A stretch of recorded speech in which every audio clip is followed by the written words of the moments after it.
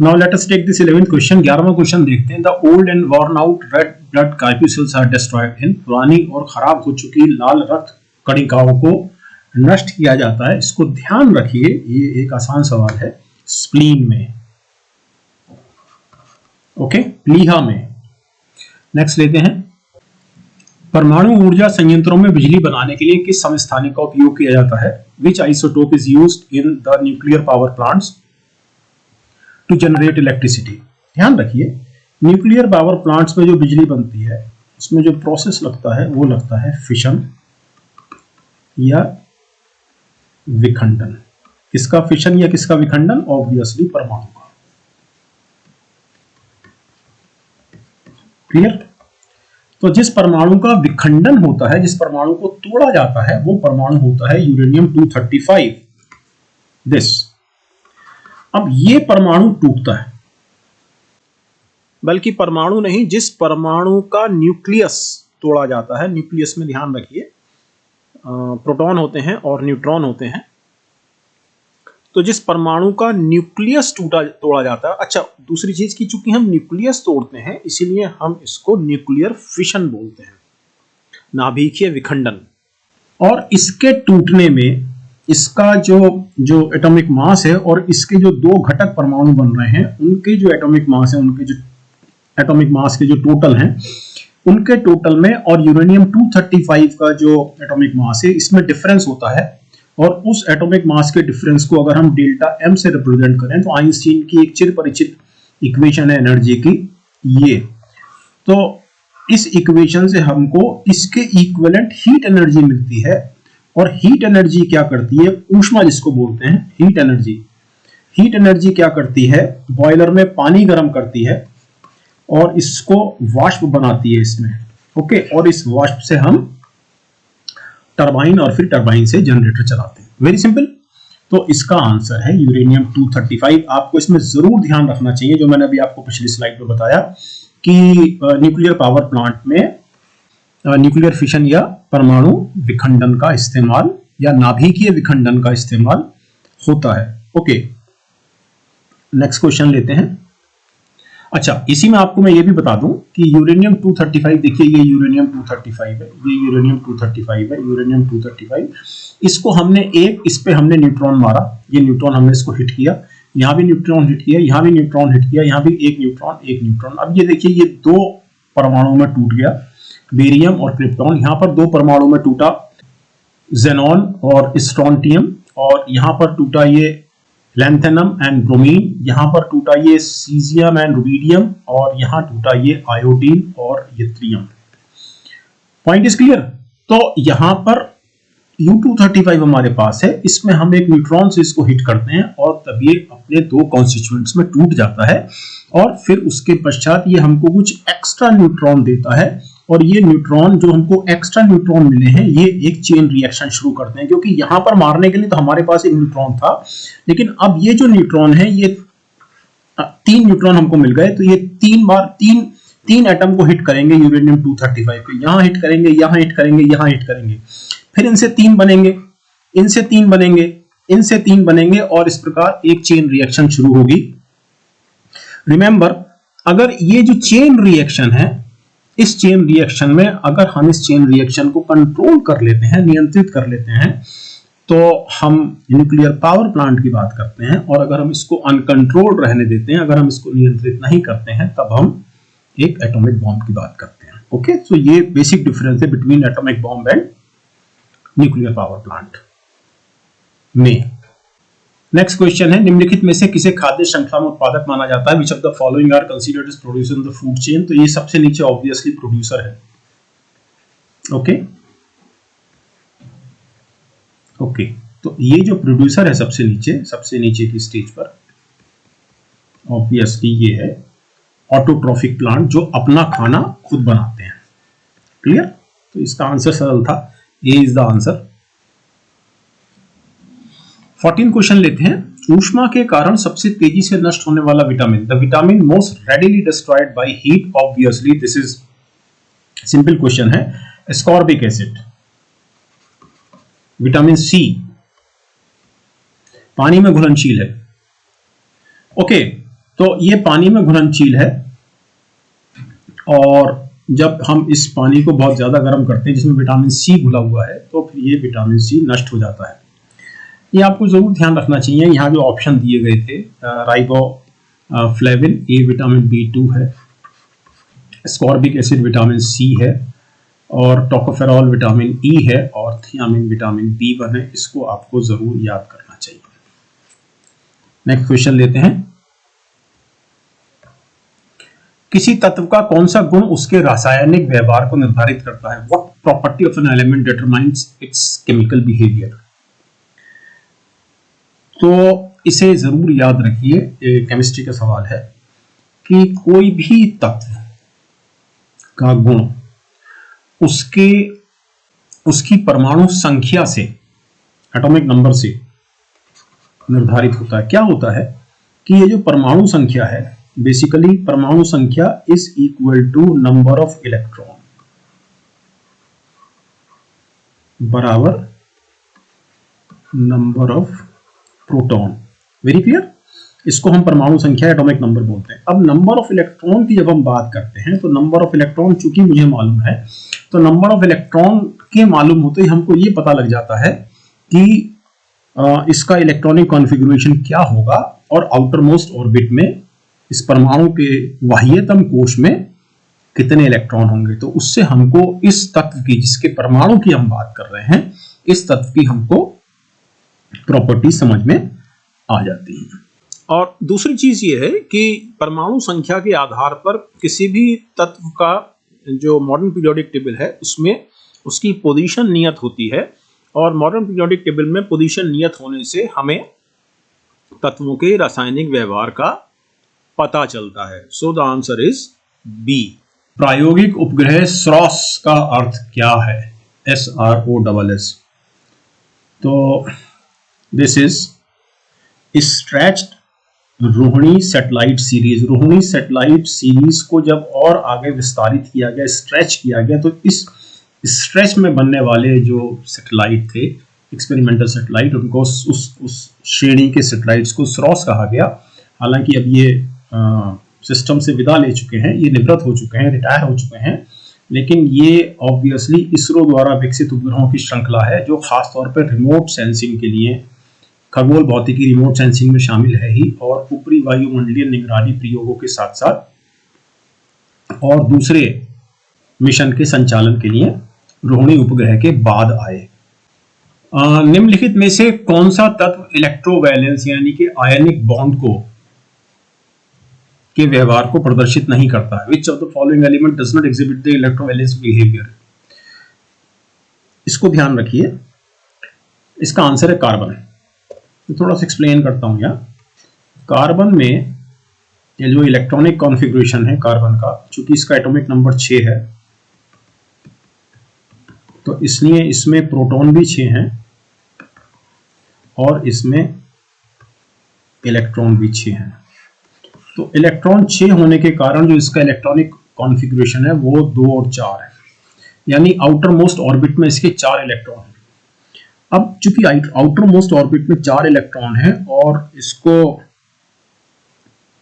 अगर इलेक्ट्रोवैलेंस बिहेवियर दिखाना है, तो आउटर मोस्ट ऑर्बिट में या तो 4 इलेक्ट्रॉन और जुड़ने चाहिए ताकि 8 हो जाएं, या 4 इलेक्ट्रॉन निकल जाने चाहिए ताकि आउटर मोस्ट ऑर्बिट में फिर 2 इलेक्ट्रॉन ही बचे अगर ये 4 निकल जाएं तो अगर आउटर मोस्ट ऑर्बिट में कार्बन के 4 इलेक्ट्रॉन हैं तो ये 4 इलेक्ट्रॉन को छोड़ना या 4 इलेक्ट्रॉन को प्राप्त करना किसी दूसरे एटम के, ये कार्बन के लिए संभव नहीं है। तो कार्बन हमेशा कोवैलेंट दिखाता है, संयोजी, सह संयोजी बंध दिखाता है कार्बन हमेशा। कार्बन कभी भी आयनिक बंध को प्रदर्शित नहीं करता है। सिंपल। सोडियम करता है, क्लोरीन करता है, हम सब जानते हैं सोडियम क्लोराइड बना है, कैल्शियम करता है, ये सब करते हैं, लेकिन कार्बन इलेक्ट्रोवैलेंस व्यवहार को प्रदर्शित नहीं करता है। कारण मैंने भी आपको समझाया। अब इसमें से कुछ विटामिन के नाम तो मैंने अभी बताए थे। मैंने अभी आपको 2 क्वेश्चन पहले थियामिन और राइबोफ्लेविन का नाम बताया था। कंपैरेटिवली वैसे भी सरल क्वेश्चन है, विटामिन के नाम आपको हर हालत में ध्यान रखने चाहिए। So answer is A3 obviously thiamine, B1, B4, B2, C1, B6 and D2. Okay, next question. Cement को हार्ड कैसे बनाते हैं? तो सीमेंट को हार्ड बनाया जाता है जल योजन यानी कि हाइड्रेशन से और डिसोसिएशन ऑफ वाटर से। जल योजन से और फिर जल के पृथक्कीकरण से। परमाणुओं को ना तो निर्मित किया जा सकता है और ना ही नष्ट किया जा सकता है। यह सिद्धांत किसके द्वारा दिया गया था? Atoms can neither be created not destroyed. This principle was given by, कल भी बात, अभी शुरुआती क्वेश्चन में भी बात हुई थी, तो ऑब्वियसली डाल्टन।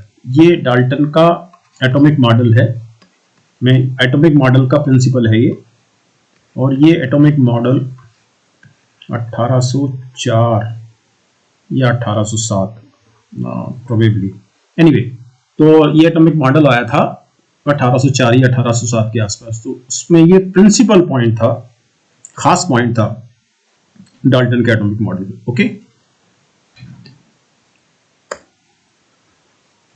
अब ये मैंने अभी आपको बताया था कुछ क्वेश्चन पहले जब हम बात कर रहे थे यूरेनियम के आइसोटोप की। विखंडन की क्रिया सामान्यतः किसमें होती है?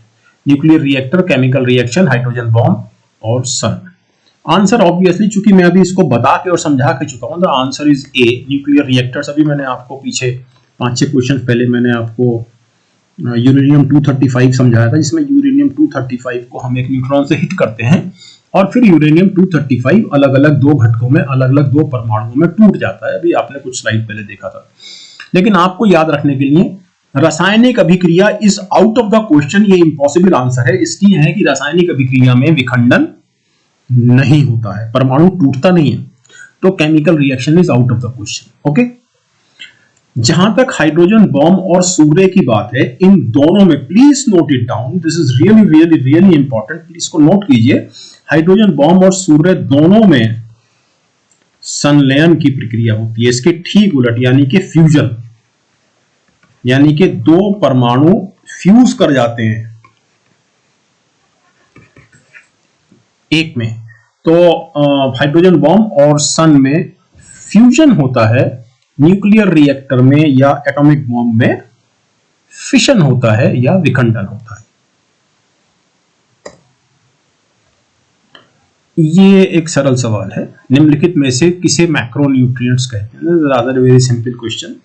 ओके, कार्बोहाइड्रेट, हमेशा ध्यान रखिए, खनिज माइक्रोन्यूट्रिएंट है, विटामिन माइक्रोन्यूट्रिएंट है, ये दोनों माइक्रोन्यूट्रिएंट्स है ना। तो खनिज और विटामिन जहां जहां आ रहे हैं, इसका मतलब ये आंसर नहीं हो सकता, ये आंसर नहीं हो सकता। So this is the answer. Okay, next question लेते हैं। प्लास्टिक से कौन सी गैस प्राप्त की जाती है? Which gas is obtained from plastic? ये बहुत सरल सवाल है। प्लास्टिक एक हाइड्रोकार्बन है। ओके, तो इस गैस में, जो प्लास्टिक से जो हमको गैस मिल रही है, इसमें इथिलीन के किसी मोनोमर के हमको जब बहुत सारे मॉलिक्यूल मिलने लगते हैं तो उसको हम बोलते हैं बहुलक या पॉलीमर। तो ये बेसिकली पॉलीमर है किसका? इथिलीन का। ये देखिए, दिस इज द आंसर। ये इथिलीन है, ये इथिलीन है और ये इसका पॉलीमर है, क्योंकि इसमें इथिलीन के बहुत सारे मॉलिक्यूल एक दूसरे से आबद्ध हैं। ठीक है, तो ये इथिलीन जो मोनोमर है, ये मोनोमर है और इसका पॉलीमराइजेशन हुआ है। ठीक, ये जुड़ा हुआ, ये जुड़ा हुआ है, ये जुड़ा हुआ है, and so on so on so on. Okay, और ऑब्वियसली चूंकि इथिलीन का जो रासायनिक सूत्र है वो C2H4 है। देखिए, C2 और 1 2 3 4, और इसमें n नंबर ऑफ मोनोमर हो सकते हैं। So this is polyethylene. Now this is simple question. पीतल निम्नलिखित में से किन धातुओं से निर्मित मिश्र धातु है? Brass is an alloy of which of the following metals? तो ये आसान सवाल था, ऑब्वियसली कॉपर एंड जिंक, तांबा और जस्ता। निम्नलिखित में से कौन कोलाइडियल विलयन का एक उदाहरण है? Which of the following is an example of colloidal solution? Colloidal solution की सबसे बड़ी पहचान ये है कि ये एक विषमांगी सॉल्यूशन है, विषमांगी घोल है जो होमोजीनियस लगता है, मतलब नॉन होमोजीनियस है, लेकिन जो प्रथम दृष्टया देखने पर समांगी लगता है। ये सबसे इंपॉर्टेंट है। तो ऑब्वियसली मिल्क, जब आप दूध को देखते हैं तो आपको समांगी लगता है, लेकिन ये विषमांगी है। कोहरा ऑब्वियसली समांगी लगता है, विषमांगी है। धुआं समांगी लगता है, विषमांगी है।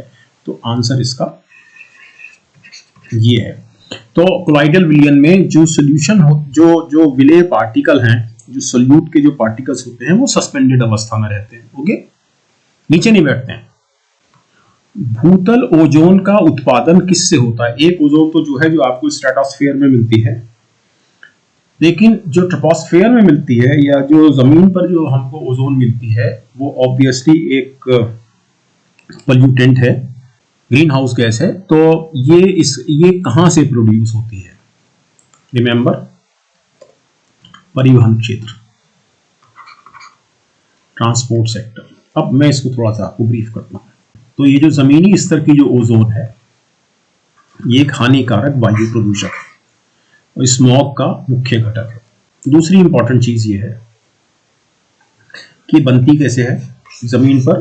तो ये NO2 के साथ, जब NO2 दूसरे ऑर्गेनिक कंपाउंड्स के साथ, ऐसे वॉलेटाइल जो वाष्पशील हैं, ऐसे कार्बनिक यौगिकों के साथ या ऑर्गेनिक कंपाउंड्स के साथ जब NO2 मिलती है तो ये O3 बनाती है। ओके, तो O3 से यानी कि ओजोन से अस्थमा की बीमारियां हो सकती हैं और ये क्रॉप्स यानी कि फसलों को भी डैमेज कर सकती है। तो ये मैंने अभी आपको बताया, नाइट्रोजन के ऑक्साइड और वाष्पशील कार्बनिक यौगिकों के बीच रासायनिक प्रतिक्रिया होती है तब ओजोन बनती है। और ये कब होता है? जब कार, बिजली संयंत्र, औद्योगिक बॉयलर्स, रिफाइनरी वगैरह वगैरह से उत्सर्जित प्रदूषक सूर्य के प्रकाश की उपस्थिति में प्रतिक्रिया करते हैं। कौन सी प्रतिक्रिया करते हैं? ये वाली, नाइट्रोजन के ऑक्साइड्स और वोलेटाइल कार्बनिक यौगिकों के बीच में। ओके, और एक चीज इसमें आपको और समझनी है कि अगर कुछ सेंसिटिव प्लांट्स में ये ऑब्वियसली ऑक्सीजन के साथ अगर ये पौधों की पत्तियों में ये प्रवेश कर जाती है तो ये फोटोसिंथेसिस दर को कम कर देती है। ठीक, तो ऑब्वियसली पौधा अपना पूरा भोजन नहीं बना पाएगा और इससे पौधे की वृद्धि या ग्रोथ स्लो हो जाएगी, धीमी हो जाएगी और उसकी पत्तियों पर ऐसे निशान आ जाएंगे, ये धब्बे। सिंपल। आधुनिक आवर्त सारणी, ये मैंने क्वेश्चन इसलिए लिए हैं क्योंकि आपके मेंस में भी है, पीरियोडिक टेबल आपके कोर्स में है मेंस में। तो आधुनिक आवर्त सारणी में किसी समूह में नीचे जाने पर क्षार धातुओं की परमाणु त्रिज्या की सामान्य प्रवृत्ति क्या होती है? What is the general trend for atomic radii of alkali metals as we move down the group in modern periodic table? Simple question है ये, लेकिन मैं इसे आपको एक्सप्लेन करूंगा क्योंकि एक्सप्लेनेशन से आपको चीजें याद रहेंगी। आंसर है यह बढ़ती है, यानी जब हम नीचे जाएंगे तो सपोज यहां पर कोई, पहले मैं आपको क्वेश्चन समझाता हूं। सपोज यहां पर कोई एटम है पीरियोडिक टेबल में इस जगह पर, ठीक है, तो सपोज इसकी रेडियस इतनी है। अब हम नीचे गए यानी कि यहां पर अगर कोई दूसरा एलिमेंट है तो इसका जो परमाणु है इसकी रेडियस इतनी है, ये कहना चाह रहा है वो, मेरे ख्याल से ध्यान रहेगा। अब होता क्या है, ऐसा होता क्यों है, मैं आपको थोड़ा सा ये समझाता हूं। ये देखिए, ये पीरियोडिक टेबल है। अब जब आप नीचे जाते हैं, फॉर एग्जाम्पल मैं आपको यहां से समझाता हूं कि जब आप यहां से यहां जाते हैं या यहां से यहां, कहीं से भी आप नीचे जा सकते हैं, लेकिन इतने क्षारीय टेबल की बात की है, सब पे लगेगा, एक्चुअली सारे ग्रुप में लगेगा। लेकिन मैं अगर क्षारीय की बात करूं तो हम लिथियम से सोडियम पे जा रहे हैं। Just try to understand this thing. Lithium का एटॉमिक नंबर 3 है, लिथियम का एटॉमिक नंबर 3 है, तो इसका जो कॉन्फ़िगरेशन हुआ वो हुआ 2-1। ओके, सोडियम का एटॉमिक नंबर 11 है, तो इसका जो कॉन्फ़िगरेशन हुआ वो हुआ 2-8-1। Point is clear? ओके, जब ये लिथियम था तो इसके पास, लिथियम की बात कर रहा हूं, तो ये 2 इलेक्ट्रॉन थे ये वाले, और आउटर मोस्ट ऑर्बिट में 1 इलेक्ट्रॉन था। क्लियर? लेकिन जब हम सोडियम की बात कर रहे हैं तो 2 थे, फिर 8, फिर 1। तो जब आप ये देखिए कि जैसे जैसे आप नीचे आ रहे हैं, जो ऑर्बिट है, नंबर ऑफ ऑर्बिट बढ़ रहे हैं। यानी कि यहां पर 2 ऑर्बिट थे, यहां पर 2 कक्षा थी, लेकिन यहां पर कक्षाएं 3 हो गई। ये ऑब्वियसली इलेक्ट्रॉन तो बढ़ गए, प्रोटॉन भी बढ़ गए, लेकिन ये प्रोटॉन इसको अपनी ओर नहीं खींच पाते हैं। क्यों? क्योंकि नंबर ऑफ ऑर्बिट बढ़ रहा है। तो यहां पर हर हालत में नंबर ऑफ ऑर्बिट बढ़ने के कारण इस परमाणु का साइज बड़ा होता जा रहा है। Point is clear? ये कारण। लेकिन अगर मैं ऐसे चलता हूं, मतलब अलोंग द, अगर मैं पीरियड चलता हूं, तो मैं आपको थोड़ा सा पीरियड भी समझाना चाह रहा हूं कि फॉर एग्जांपल हम यहां इसकी अगर हम कंपेयर करें इसका, तो यहां पर 3 में जो इलेक्ट्रॉनिक कॉन्फ़िगरेशन है वो है 2 1, और 4 का इलेक्ट्रॉनिक कॉन्फ़िगरेशन है 2 2। तो बेसिकली यहां पर भी मेरे पास 2 ही ऑर्बिट है, यहां पर भी मेरे पास 2 ही ऑर्बिट है। इस जगह पहले में 2 इलेक्ट्रॉन है, ये वाले आउटर मोस्ट ऑर्बिट में 1 इलेक्ट्रॉन है, यहां पर 2 इलेक्ट्रॉन है, और फिर आउटर मोस्ट ऑर्बिट में फिर से 2 इलेक्ट्रॉन है। लेकिन हुआ क्या है, जब हम ऐसे चल रहे हैं, ऐसे कि भले ही 1 इलेक्ट्रॉन बढ़ गया हो, लेकिन नंबर ऑफ ऑर्बिट दोनों जगह सेम है, तो यहां पर एक प्रोटॉन भी बढ़ा है ऑब्वियसली, क्योंकि number of proton equal to number of electron. तो इस प्रोटॉन के बढ़ने के कारण ये जो फोर्स ऑफ अट्रैक्शन है बढ़ गई है, तो ये थोड़ा सा अंदर आ जाता है। तो इसको ध्यान रखिए कि जब हम पीरियड के अलोंग, यानी कि जब हम हॉरिजॉन्टली चलते हैं, तो परमाणु का साइज कम होता जाता है। लेकिन जब हम डाउन द ग्रुप चलते हैं, यानी कि समूह में जब हम नीचे की ओर चलते हैं, परमाणु का साइज बढ़ता जाता है। Very clear? नेक्स्ट क्वेश्चन, निम्नलिखित में से कौन सा पोषक तत्व ऊर्जा उत्पादक है? तो आसान क्वेश्चन है। ऑब्वियसली कार्बोहाइड्रेट तो मस्ट है ही है। तो अगर हम कार्बोहाइड्रेट की बात करें तो ये, और सेकंड जो इंपॉर्टेंट है, जो आपको इंस्टेंट एनर्जी देगा, वो है फैट। ओके, चल नेक्स्ट क्वेश्चन, निम्नलिखित में से कौन सी धातु बड़ी संख्या में ऑटोमोबाइल वाले शहर की हवा को प्रदूषित करती है? Which one of the following metals pollute the air of A city having a large number of automobiles? Simple question है, सीसा, लेड। तिलचट्टू के शरीर में वायु प्रवेश करती है किसके द्वारा? In cockroaches air enters the body. इसको ध्यान रखिए, इट इज स्पायरिकल्स या श्वासरंध्र। तो इसमें कॉकरोच के शरीर के पार्श्व भाग में छोटे छोटे छिद्र होते हैं, दूसरे कीटों में भी होते हैं, और ये जो छिद्र हैं छोटे छोटे, इनको श्वासरंध्र कहते हैं या स्पायरिकल्स। और फिर अंदर एयर ट्यूब्स का जाल रहता है हवा के ट्रांसपोर्ट के लिए, जिसको हम ट्रैची या श्वास प्रणाली या वातक कहते हैं। ओके।